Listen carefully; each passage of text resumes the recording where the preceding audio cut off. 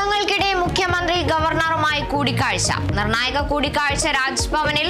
കേരള സർവകലാശാല പ്രതിസന്ധിയും VC നിയമനവും ചർച്ചയാകും.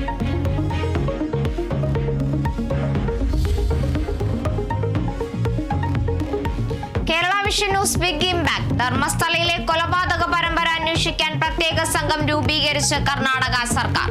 സംഘം DGP പ്രണബ് മൊഹന്തിയുടെ നേതൃത്വത്തിൽ. വെളിപ്പെടുത്തലിൽ പറയുന്ന കാലത്തെ കർണാടകയിലെ എല്ലാ മിസ്സിംഗ് കേസുകളും അന്വേഷിക്കും.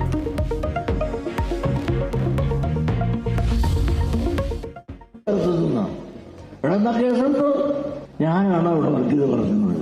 ഇവിടെ എല്ലാം ഈ വർഗീയ ചിന്ത ഉണ്ടാകാൻ കാരണം ജാതി വിവേചനമാണ്. ജാതി ചിന്ത ഉണ്ടാകുന്നത്. ന്യൂനപക്ഷങ്ങൾക്കെതിരായ വർഗീയ പരാമർശത്തിൽ കേസെടുക്കാൻ വെല്ലുവിളിച്ച് വെള്ളാപ്പള്ളി നടേശൻ.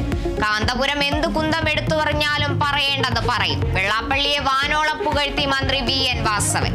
വിശ്രമ ജീവിതം നയിക്കേണ്ട സമയത്ത് വെള്ളാപ്പള്ളി ചരിത്രം രചിക്കുന്നു. വെള്ളാപ്പള്ളിയുടെ പരാമർശങ്ങൾക്ക് പിന്നിൽ മുഖ്യമന്ത്രി എന്ന് VD സതീശൻ.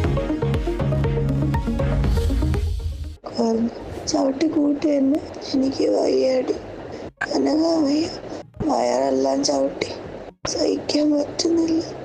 സൂയിസൈഡ് ചെയ്യാൻ പോലുള്ള ധൈര്യമില്ല എനിക്ക്.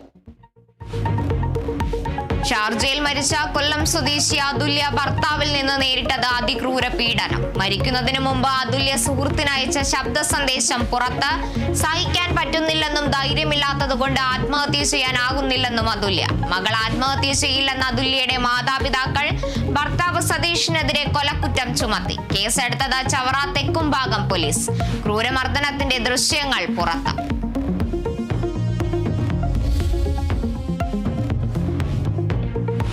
തിരുവനന്തപുരം നെടുമങ്ങാട് 19കാരൻ വൈദ്യുതാഘാതമേറ്റ് മരിച്ചു. മരിച്ചത് പനയമുട്ടം സ്വദേശി അക്ഷയ്.